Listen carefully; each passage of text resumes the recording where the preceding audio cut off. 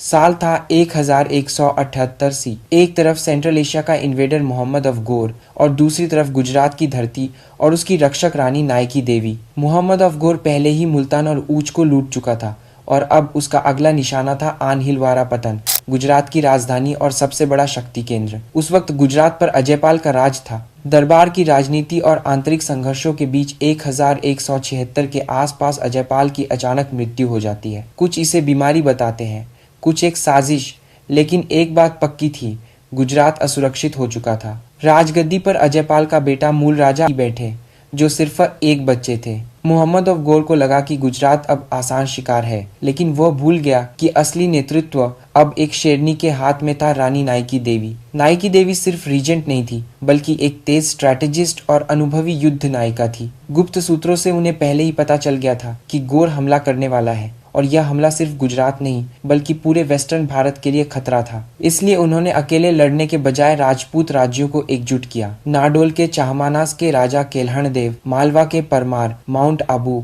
और गौडवाड के राजपूत चीफ्स और जालोर सिरोही बेल्ट के वीर योद्धा सब एक साथ खड़े हुए। यह कोई लिखित संधि नहीं थी, यह एक राजपूत कोऑर्डिनेशन थी। एक ही लक्ष्य, भारत की रक्षा। नायकी देवी ने यह भी तय किया कि युद्ध पाटन के पास नहीं होगा, क्योंकि खुले मैदान में विदेशी घुड़सवार सेना ज्यादा शक्तिशाली होती है। इसीलिए युद्ध क्षेत्र चुना गया कय्यांद्रा, माउंट आबू के पास, जहां पहाड़ी रास्ते और संकरी घाटियां राजपूतों के पक्ष में थीं। रेगिस्तान से आई घुरिद सेना थकी हुई थी और भूगोल से अनजान। जैसे ही वो घाटियों में घुसी, राजपूत सेना ने चारों तरफ से अचानक हमला बोल दिया। घोड़े फिसले, पंक्तियां टूट गईं और जो गुजरात को आसान जीत समझ रहा था, उसे हकीकत का सामना करना पड़ा। इसी युद्ध में मोहम्मद अफगोर घायल हो गया और उसे पीछे हटना पड़ा। इस हार के बाद मोहम्मद अफगोर ने सालों तक गुजरात की तरफ देखने की हिम्मत नहीं की। यह भारत में उसकी पहली बड़ी हार थी। अफसोस की बात यह है कि इतिहास ने नायकी देवी को उतना याद नहीं रखा जितना रखना चाहिए था, और यह मात्र एक युद्ध की कहानी है। ऐसे अनेक वीर और वीरांगना हुए जिन्होंने लगभग 500 वर्षों तक